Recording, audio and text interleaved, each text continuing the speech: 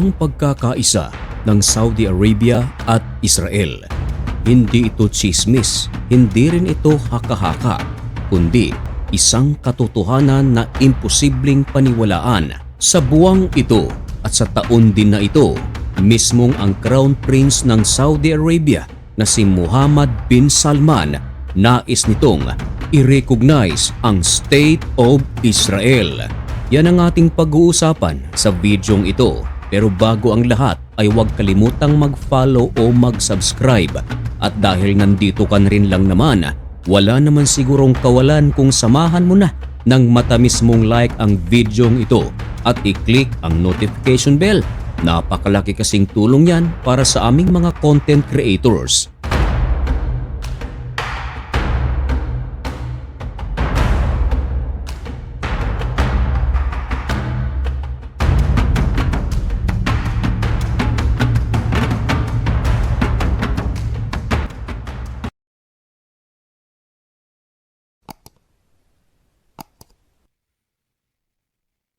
Maligayang pagbabalik mga kaibigan.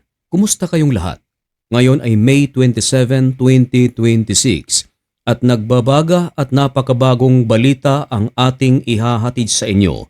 Ngayon ay dadako tayo sa balita sa pagitan ng Saudi Arabia at Israel. Sa banal na aklat ng mga Kristiyano na tinatawag na Biblia, 8 beses na nabanggit ang Arabia sa King James Version. Samantala, ang Israel naman mga kaibigan ay tinatayang nasa mga 2,200 hanggang 2,500 na na-mention ang Israel magdidepende sa version. Ang Saudi Arabia at Israel ay naging sentro ng isa sa mga pinakamalaking paniwala o relihiyon sa buong mundo. Sa Israel, dito nagmula ang paniwalang Christianity. Dito naman sa Saudi Arabia, dito nagmumula ang paniwalang Islam. Tumatak na sa isipan ng maraming tao sa buong mundo ang Saudi Arabia at Israel na imposibleng magkaisa.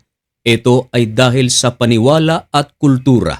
Kahit na ang lupain ng Saudi Arabia at Israel ay magkarugtong lamang, tila putol naman ito dahil nga sa kanilang kultura at paniwala. Sa loob ng mahabang panahon, ni minsan ay hindi pa nagkaroon ng formal diplomatic relations ang Kingdom of Saudi Arabia at State of Israel.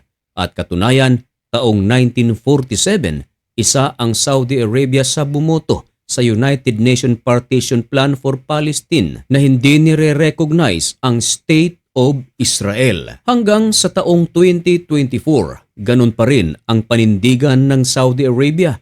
Hindi pa rin ito ire-recognize ang Israel kung hindi ire-recognize na kasama ang Palestinian State. Kinundi na pa nga ng Saudi Arabia ang ginawang pag-atake ng puwersa ng Israel sa Gaza na siyang ikinasawi ng napakaraming mga tao.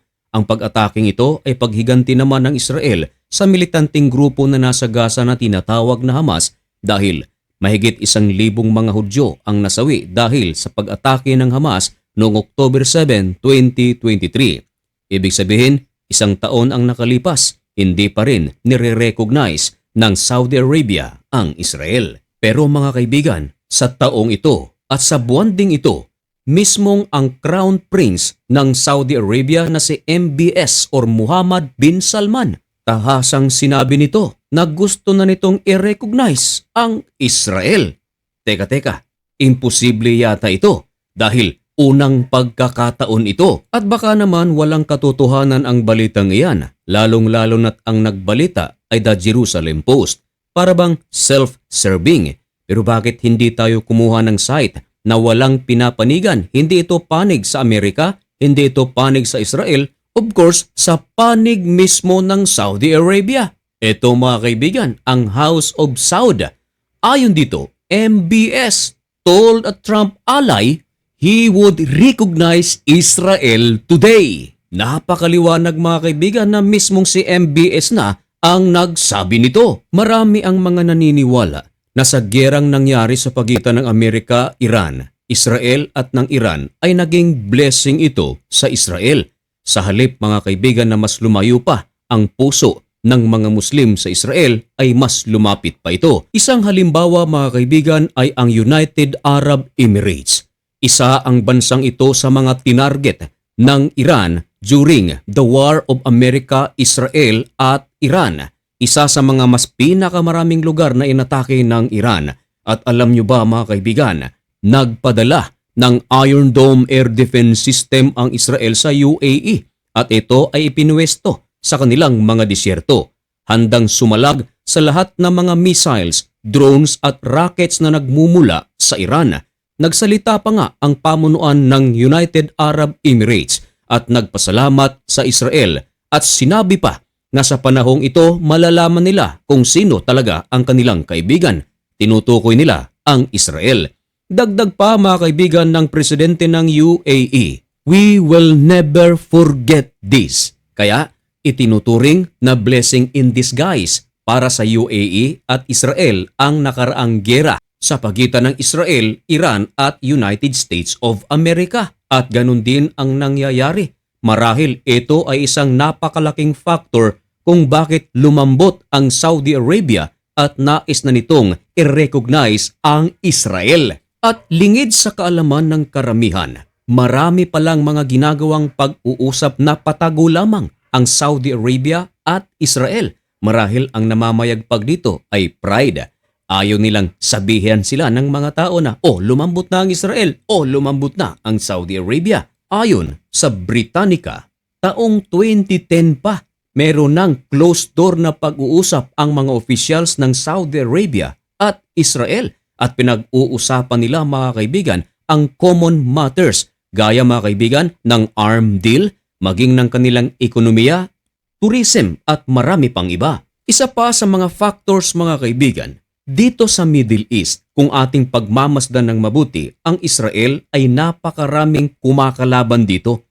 Isa na riyan ay Iran, ang Houthis ng Yemen, Hezbollah ng Lebanon, Hamas ng Gaza. Lahat ng nasabing mga militanteng grupo ay kalaban din ng Saudi Arabia.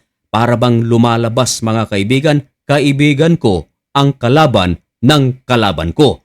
Ang kalaban ng Israel mga kaibigan ay Houthis. Kalaban din ito ng Saudi Arabia. Kaya habang inaatake ng Amerika at Israel ang puwersa ng Houthis na sinusuportahan ng Iran, tuwang-tuwa naman ang Saudi Arabia. Napaulat pa nga na pinapaboran ng Saudi Arabia ang mga fighter jets ng Israel na dumaan sa kanilang airspace. Samantalang kung ang Houthis naman ang gumawa ng pag-atake sa Israel, nagagalit ang Saudi Arabia kung dumadaan sa kanilang airspace ang mga missiles ng nasabing militanteng grupo. Kaya marami ang mga nagsasabi na isa ito sa mga dahilan kung bakit tila pumapanig na ang Saudi Arabia sa Israel.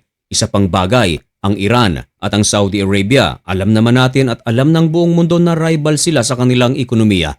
Ayaw na ayaw ng Saudi Arabia ang ginagawang proyekto ng Iran. Ito nga ay ang nuclear weapon. Tingnan nyo ng mabuti. Hindi na gumagastos ang Saudi Arabia para wasakin ang nuclear weapon project ng Iran. Ginagawa ito ng Israel. Kaya ayaw mang sabihin ng Saudi Arabia, tila nagpapasalamat na rin ito sa ginagawang pag-atake ng Israel sa nuclear weapon o facilities ng Iran. Ngayon, sa mga kumalat na balita na nais nang i-recognize ni Mohammed bin Salman ang Israel, meron lamang isang hadlang. Ito mga kaibigan ay ang ama ni MBS. Kung kayo naman ang tatanungin mga kaibigan, posible ba na tuluyan ng magkaisa ang Saudi Arabia at Israel? O ito ay imposible? Pagdating naman mga kaibigan sa paniniwala o relihiyon, meron bang koneksyon ito? Ipaalam ang inyong mga komento at opinyon dyan sa comment section. Manatiling updated sa mga pangyayari sa loob at labas ng ating bansa. At upang mangyari yan, ay huwag kalimutang mag-follow o mag-subscribe dito sa napakaliit na channel na ito. Ang Usapang Banal. Malaking tulong po yan para sa akin. Hanggang dito na lamang muna ang videong ito. May God bless you and thank you so much for watching. Mag-ingat po kayong lahat.